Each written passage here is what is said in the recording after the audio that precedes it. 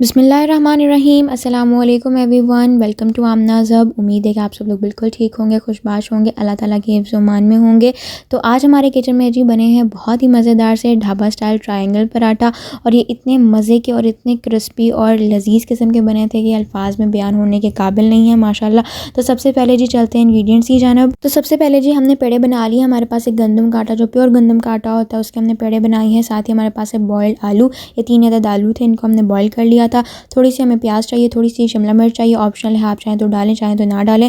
धनिया का इस्तेमाल करेंगे, और ये हरी मिर्च थी जिसको हमने बीज निकाल के काट लिया था। उसके बाद ही मसाला जात के अंदर हमारे पास है सबसे पहले नमक, 1 टीस्पून करीब हमने इसके बीच में नमक शामिल किया, आधी टीस्पून के करीब धनिया पाउडर, 1 टीस्पून के करीब कुटी लाल मिर्च, आधी टीस्पून के करीब ज़ीरा पाउडर, और उसके साथ ही हमें चाहिए मक्खन। तो सबसे पहले जी एक पेड़ा बना के आपको दिखाते हैं। इसका हमने नॉर्मल रोटी की तरह ही पेड़ा बनाना है, लेकिन हम नॉर्मल रोटी से थोड़ा सा ज़्यादा, थोड़ा सा भारी बनाएंगे, ठीक है, क्योंकि इसकी लेयर्स भी बननी है। तो इसलिए अगर छोटा रह जाएगा तो वो सही से नहीं बनेगा। और आपको भी पता है कि पराठा बनाते हुए हमेशा जो पेड़ा है वो नॉर्मल रोटी से थोड़ा सा भारी होता है। और ये हमारा रात का गूंदा हुआ आटा था, क्योंकि अगर ताज़ा आटा गूंदें तो उससे पराठे सही नहीं बनते, इसलिए जब भी पराठे बनाने होते हैं हम एक रात पहले ही आटा गूंद लेते हैं। सबसे पहले जी आलूओं की फिलिंग तैयार करते हैं। बॉइल्ड पोटैटो हमने एक बाउल के अंदर डाली है, साथ ही इसके बीच में मसाला जार डालेंगे। आप अपनी मर्ज़ी के हिसाब से कम या ज़्यादा डाल सकते हैं, जैसे भी आपको नमक मिर्च पसंद है। नमक हमने शामिल किया, कुटी लाल मिर्च डाली, धनिया पाउडर, ज़ीरा पाउडर डाला, और इन सबको हम अच्छे से मिक्स कर लेंगे। मैशर की मदद से इसको हम मैश कर लेंगे। और बाकी के इंग्रेडिएंट्स हमने इसके बीच में शामिल नहीं करनी, सिर्फ और सिर्फ इसके बीच में अभी हम जो हरी मिर्च हमने काटी थी उसको डाल के हम मिक्स करेंगे। और अगर आप सोच रहे हैं कि प्याज और शिमला मिर्च क्यों नहीं अभी हमने डाली, तो टेंशन ना ले, ये तकरीबन हमारे पराठे की 4 लेयर्स बननी, तो हर लेयर के अंदर हम अलग अलग से फिलिंग करेंगे, ठीक है। साथ ही इसके बीच में हमने हरी मिर्च शामिल कर दी, इसको अच्छे से मिक्स करेंगे, और ये बहुत अच्छे से हमारा बैटर मैश किया हुआ तैयार हो गया है। तो बिस्मिल्लाह पढ़ के जी शुरू करते हैं। एक पेड़ा हमने ले लिया है, और उस पेड़े को हम हाथ की मदद से थोड़ा सा बड़ा कर लेंगे, और फिर इसको हमने, जैसे हम बिल्कुल सिंपल रोटी या सिंपल पराठे को हम बेलते हैं, उस तरह सा नॉर्मल से हमने इसको बेल लेना है। चूँकि ये थोड़ा बड़ा पराठा था, इसलिए थोड़े ये बड़े साइज़ का बेला जाएगा, ठीक है। तो इसको हम अच्छा सा लंबा सा बड़ा सा इसको हम बेल लेंगे, और फिर हमने छुरी की मदद से इसके ऊपर दरमियान से इस तरह से कट लगाना है, ठीक है। और कट लगाने के बाद अंदाज़न छुरी की मदद से आपने बस इसके 4 हिस्से कर लेने। कट नहीं लगाना, सिर्फ कट एक जगह लगाना है, बाकी 3 इसके सेक्शंस कर लेने, ठीक है। और हर सेक्शन के ऊपर हम अलग अलग से फिलिंग करेंगे, और ये इतना मज़ेदार सा पराठा बनेगा ना कि आपकी सोच नहीं है। उसके बाद हम एक सेक्शन के ऊपर हम मक्खन लगाएंगे। हम मक्खन का इस्तेमाल करें, आप अपनी मर्ज़ी से वेजिटेबल ऑयल भी लगा सकते हैं, आप देसी घी भी लगा सकते हैं, जो भी आप चाहें आप इसके अंदर लगा सकते हैं। एक हिस्से में जी हमने मक्खन की फिलिंग कर ली। अब अगले सेक्शन के अंदर जो अभी हमने आलू का बैटर तैयार किया है, जिसके बीच में मैश पोटैटोस थे और हरी मिर्चें हमने डाली थी, और उसके बाद हमने मसाला जार शामिल किए थे, वो हम इसके बीच में इसकी फिलिंग कर देंगे। जैसे कि मैंने पहले बोला था, आप अपनी मर्ज़ी के हिसाब से मिर्च मसाले कम या ज़्यादा कर सकते हैं। उसके अगले सेक्शन के अंदर जी जो अभी हमने प्याज और शिमला मिर्च, जो कि अभी तक हमने शामिल नहीं किया था, वो हम रखेंगे। छोटे छोटे हमने क्यूब्स काट लिए थे, आप भी इस तरह से काट सकते हैं। अगर आपके पास शिमला मिर्च ना हो तो कोई इशू नहीं है, ठीक है।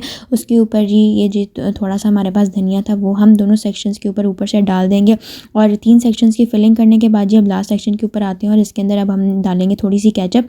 ये हम इंग्रेडिएंट्स में दिखाना भूल गए थे, हमने सिंपल टमाटो केचप का इस्तेमाल किया है। आप चाहें तो चिली गार्लिक सॉस का भी इस्तेमाल कर सकते हैं, जैसे भी आपको ठीक लगे। उसके बाद जी अब हम एक सेक्शन को उठाएंगे और इसको दूसरे के ऊपर रख देंगे, इसको हम बंद करेंगे।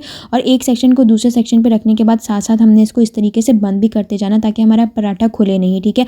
और इस तरह से एक लेयर को दूसरी के ऊपर रख देंगे, और ये बंद होता जाएगा। और जैसे कि मैंने पहले बताया था, ये हमने प्योर गंदम के आटा जो था उसके हमने पेड़े बनाए थे। आप चाहें तो मैदे के भी बना सकते हैं, लेकिन ये नॉर्मल आटे से भी ये बहुत आराम और बहुत अच्छे से बन जाता है। उसके बाद जी इसके ऊपर हम थोड़ा सा खुश्क आटा लगाएंगे, और खुश्क आटा लगाने के बाद हम इसको बेल लेंगे, बेलने की मदद से हल्का हल्का सा। और ये ट्रायंगल शेप के अंदर ही बनेगा, क्योंकि जिस तरह से हमने इसकी लेयर्स बनाई हैं ये ट्रायंगल शेप के अंदर ही, जिस तरह से भी आप शुरू करेंगे, जिस तरह से भी बेलेंगे, इसकी शेप ट्रायंगल ही बनेगी, ठीक है। तो ये बड़ा स्मार्ट सा और ये बड़ा अच्छा सा खूबसूरत सा पराठा लगता है, ठीक है। तो इसको हमने इस तरह से बेल लेना है आराम से, और उसके बाद इसको अच्छे से बेलने के बाद इसको सही वाली ट्रायंगल की शेप देने के लिए इस तरह से हल्का हल्का सा हम इसको साइड से कर लेंगे, ताकि जब हम ये हमारा तैयार हो तो ये प्रॉपर ट्रायंगल ही लगे। उसके बाद जी तवे के ऊपर हम थोड़ा सा मक्खन लेंगे, फ्लेम ऑन करेंगे, ऑयल का इस्तेमाल भी कर सकते हैं। और जो अभी हमने पराठा तैयार किया वो इसके ऊपर अब हम प्लेस कर देंगे, और पराठे को हम अच्छे से सेट वेट कर लेंगे। और पराठे को अच्छे से सेट करने के बाद हम छुरी की मदद से इसके ऊपर थोड़े से कट्स लगाएंगे। आप चाहें तो ये कट्स वाला हिस्सा स्किप भी कर सकते हैं, लेकिन इससे क्या होगा कि हम ऑयल, देसी घी या मक्खन जिस भी चीज़ का इस्तेमाल करेंगे उसका पराठे के अंदर बहुत अच्छा सा जायका आएगा। थोड़ा सा हम इसके ऊपर मक्खन लगाएंगे और इसको हम पलट देंगे, और यकीन माने मक्खन का, ऑयल का या देसी देसी घी का इतना अच्छा सा फ्लेवर आएगा कि जब आप इसको खाएंगे तो ही आप महसूस कर सकते हैं। दूसरी साइड से भी हम थोड़े से कट्स लगाएंगे, लेकिन दूसरी साइड चूँकि पक चुकी है तो उसके कट्स इतने नुमाया नहीं होंगे। इसके ऊपर भी अब हम थोड़ा सा मक्खन लगाएंगे, ठीक है। और इस मक्खन का भी वल्लाही बहुत अच्छा फ्लेवर आता है, ठीक है। तो यहाँ पे जी एक दफ़ा फिर हम इसको पलट देंगे, दूसरी साइड से भी पकने देंगे और यहाँ पे जी हमारा माशाल्लाह बहुत ही मज़ेदार सा पराठा तैयार हो जाएगा। थोड़े से और मक्खन का इस्तेमाल करेंगे, अपने पराठों को हम पकने देंगे और अपने पराठों को फिर हम निकाल लेंगे। और यहाँ पे जी हमारे माशाल्लाह बहुत ही ज़बरदस्त से पराठे तैयार हो चुके हैं। अंदर से भी इसकी आप बहुत अमेजिंग से लोग देख सकते हैं और ये अल्हम्दुलिल्लाह खाने में बहुत अच्छा था माशाल्लाह, सारे पराठे बहुत अच्छे बने थे।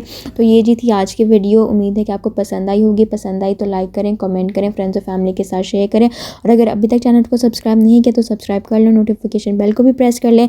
ये खाएं, घर वालों को भी खिलाएं, बहुत अच्छी यूनिक सी रेसिपी है। अपना और अपने प्यारों का बहुत ख्याल रखें, गज़ा के लोगों को अपनी दुआओं के अंदर खास शामिल रखें। मिलते हैं अगली वीडियो में। अल्लाह हाफ़िज़।